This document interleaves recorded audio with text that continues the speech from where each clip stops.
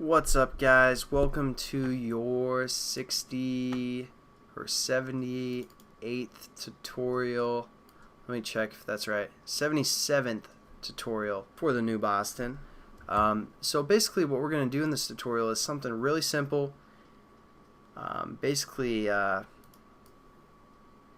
real quick, real easy.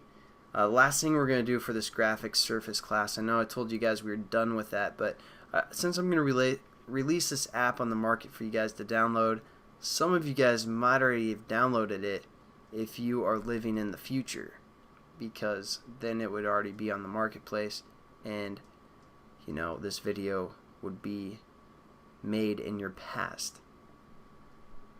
I don't know what I'm talking about. It's too late.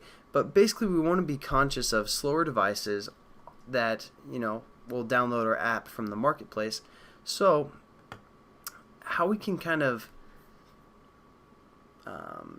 utilize our thread and make it use less processing speed so slower devices can run at kind of the same rate as higher devices.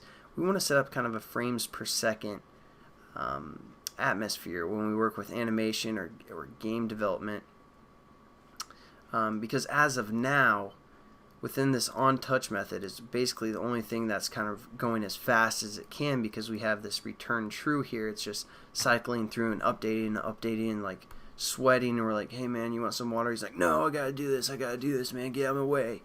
And using all the processing speed it can, we kind of want to be like, hey man, just sleep for a little bit. Yeah, you're like, sleep, we already know how to do that. Yeah, I mean, it's a pretty simple concept, but when working with game development, it comes in very beneficial to have a set frame rate that you work with.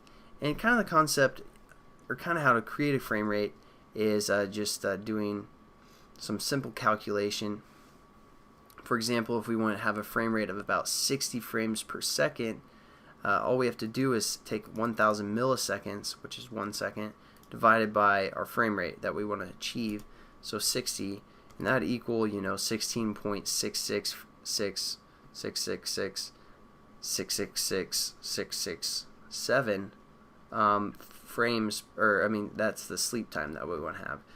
But we're going to be even more generous and just say sleep, or thread dot sleep, and then we're going to say like 50 instead of 16 or 17, something like that. So this will give us a frame rate of 20 frames per second for the most part. And all we have to do now is, again, surround it with a try and catch. So just hover over and say surround with try and catch, and it sets it up for us very nicely.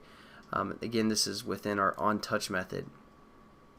And that's going to allow, again, our application just to sleep every once in a while, not use all the processing speed that it needs, and it's not really going to affect the way our application runs. For the most part, it's just going to save some of that processing speed.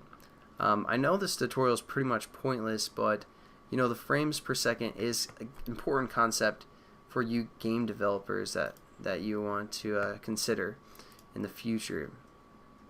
But as you can see, it doesn't really affect how our application runs for the most part.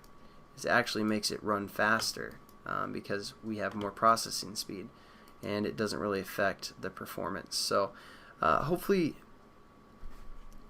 I don't know, this tutorial is just pathetic. I'm sorry guys, but again, frame rates, or frames per second, is an important concept. I'm just going to leave it with that because I need to go to bed, and we're going to get into an awesome topic in the next tutorial. So awesome, in fact, I don't even know what it's going to be about yet. So look forward to seeing you guys then, and have a good one. Peace.